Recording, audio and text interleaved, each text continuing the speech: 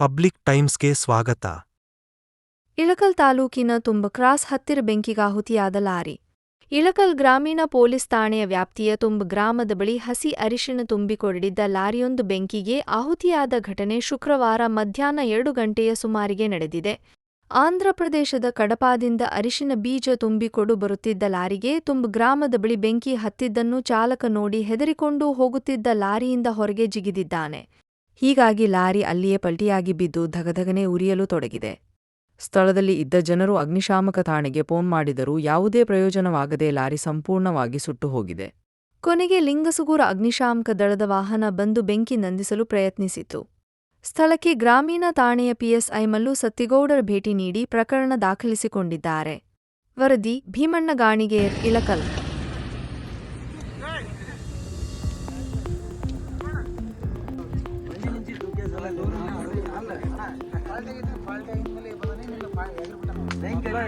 ಗಾಡಿ ಬಿಟ್ಟು ಚಿಗದನ ಸ್ಲೋ ಮಾಡಿ ಗಾಡಿ ಪಲ್ಟಿ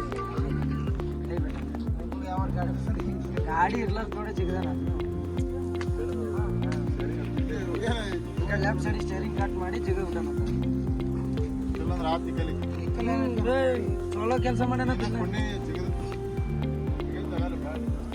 ಇಲ್ಲ ಬರಾಬರಿ ಮಾಡ್ಯಾನ.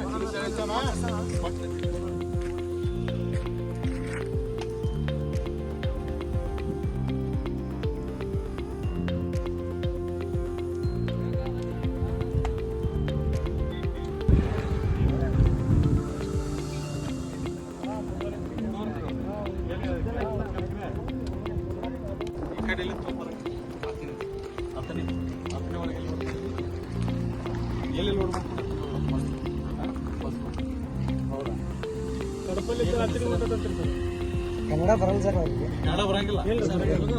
ಕಡಪದಿಂದ 10 ಹೊಂಟಿಯ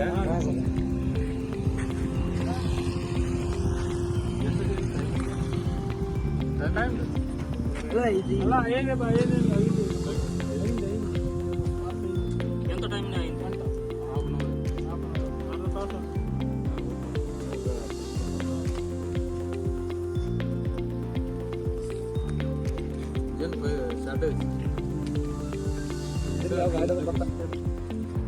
ಯಾವ ಗಾಡಿ ಗಾಡಿ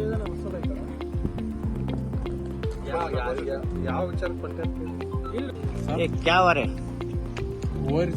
तेरा नाम क्या है? नरेंद्र. तार बाप का नाम? बाप का नाम? फादर? श्रीनिवासुलु. आड़ा नाम? కడప ప్రొద్దుటూరు. ಯಾವ ఊరు తాలూకా? కడప ప్రొద్దుటూరు. మైదుకూరు నుంచి అత్తిని. నంబర్? AP 26 TF 0298. तेरा फोन नंबर? 900 122 368.